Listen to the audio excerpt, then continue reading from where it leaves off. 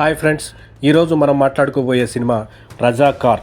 సత్యనారాయణ రెడ్డి దర్శకత్వం వహించిన ఈ చిత్రాన్ని గూడూరు సత్యనారాయణ రెడ్డి గారు నిర్మించారు. ఈ సినిమా ట్రైలర్లోనే చాలా విభేదాలు ఎదుర్కొన్నదనమాట.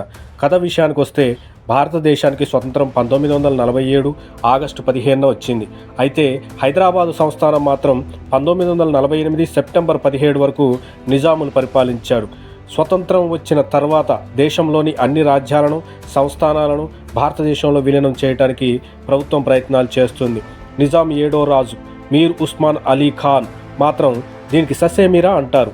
రజాకార్లు అనబడే ప్రైవేట్ సైన్యం ద్వారా హైదరాబాదు సంస్థానాన్ని తుర్కిస్తాన్ అనే ప్రత్యేక దేశంగా ప్రకటించుకొని పాలన కొనసాగించాలని ప్రయత్నాలు చేస్తాడు. ఇందులో భాగంగానే రజాకార్ల చీఫ్ కాసిం రజ్వీ ఆధ్వర్యంలో ప్రజలందరినీ బలవంతంగా మత మార్పిడి చేయించి ఒకే మతానికి చెందిన దేశంగా మార్చాలని ప్రయత్నిస్తాడు.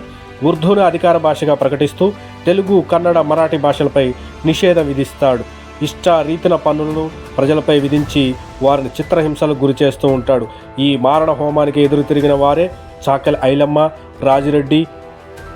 నిజాం పరిపాలనలో హైదరాబాదు సంస్థానంలో ఎలాంటి అరాచకాలు, ఆకృత్యాలు జరిగాయి, రజాకార్లు ఎంతటి దురాగతాలకు పాల్పడ్డారు అనేదే చరిత్ర పుటల్లో ఇప్పటివరకు సజీవంగానే ఉంది.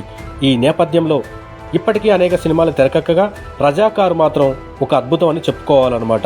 దర్శకుడు ఏట సత్యనారాయణ తెలంగాణ చరిత్ర, స్వతంత్రానంతరం దేశంలోని పరిస్థితులను సినిమాలో ప్రారంభించి హైదరాబాదు సంస్థానంలో నిజాం పరిపాలన, రజాకార్ల దురాగతాల గురించి చాలా చక్కగా వివరించాడనమాట.